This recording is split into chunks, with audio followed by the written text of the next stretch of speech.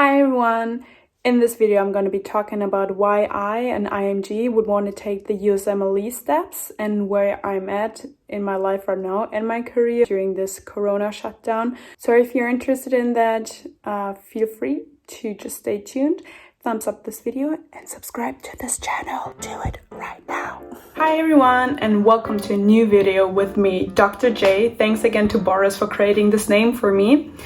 If you haven't seen my last video yet, go check it out. I can link it here somewhere or down in the description box. Basically, it was an interview as to how to study for step 1 and it got a lot of good response, 0 thumbs down and 17 thumbs ups up until today. Today's the 29th of June 2020, which means we should create another step 2 video. And I've already talked to Boris and he's agreed that he's gonna answer the very same questions for step 2 which he answered for step 1. So if you haven't checked it out yet and it might be useful for you, just go ahead and watch the video. On the very same video, AleaRx, and I don't know if you study in Riga or not because AleaRx is the abbreviation for Riga Airport. But if you do, shout out to you, girl, and if you don't, still shout out to you. And she's asked me why I even chose this pathway to take the USMLEs, and I thought I could actually start from the scratch and tell you my story. Boris already revealed in the last video a little bit about himself. He is American but studied medicine here in Germany, so that's why he's taking all the steps and clinical rotations so he can get a residency spot in the US, which actually makes perfect sense because he is American and he wants to go back to his country with his family.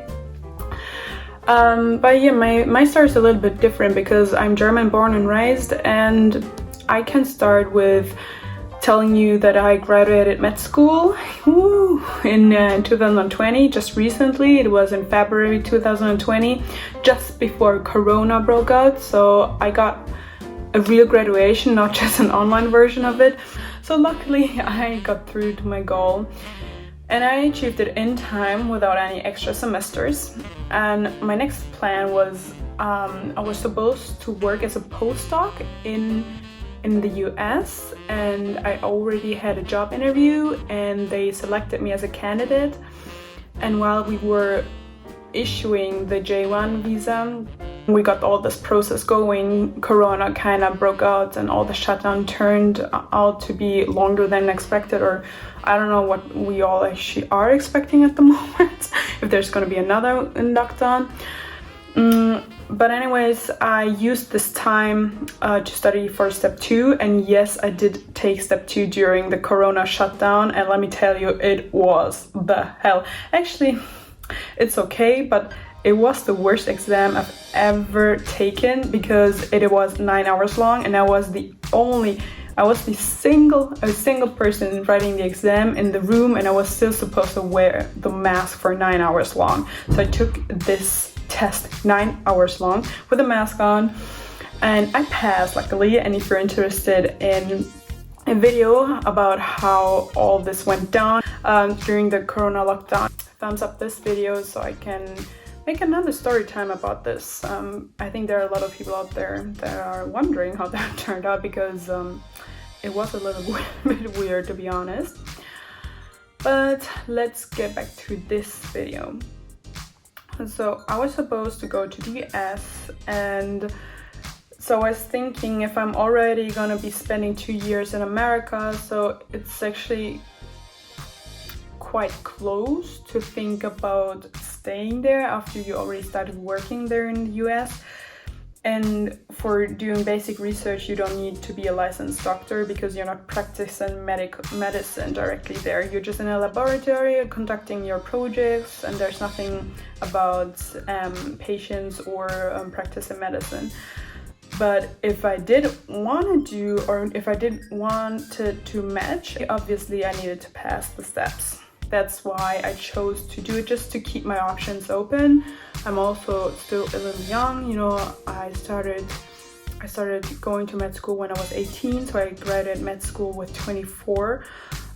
So there's nothing like a family is gonna keep me from not taking a job offer that's on another continent. And I just wanted to experience different cultures as well. But one thing that's keeping me a little bit from applying for the residency right now is, I don't know if you heard or not, but ECFMG had a May 26th announcement which stated that the ECFMG certification is still required in order to apply for the residency match. And in order to get the certification, you need to pass step 2CS as an IMG. Americans don't need to pass the step, but they've also announced now that step 2CS is suspended for another 12 to 18 months, which means that IMGs basically cannot get certified by another 12 to 18 months. So just a few weeks ago, maybe it was just last week, ECFMG made a statement that IMGs without step 2CS, but they have passed step 1 and step 2CK with a few other prerequisites, like you're not supposed to have failed step 1 for more than one time and so on. If you fulfill these requirements, you're eligible to apply for the match in 2021, which means I'd have to start applying now for residencies in this era's up and so forth. But first of all, there's still an update pending as to how one is supposed to apply for it.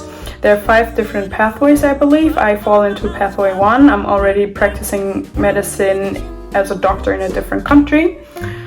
2, you need to prove English skills, so basically it's a TOEFL test. And 3, you have to apply and actually do residency interviews. And personally, I don't think I'm gonna apply this year because I already got a job in Germany.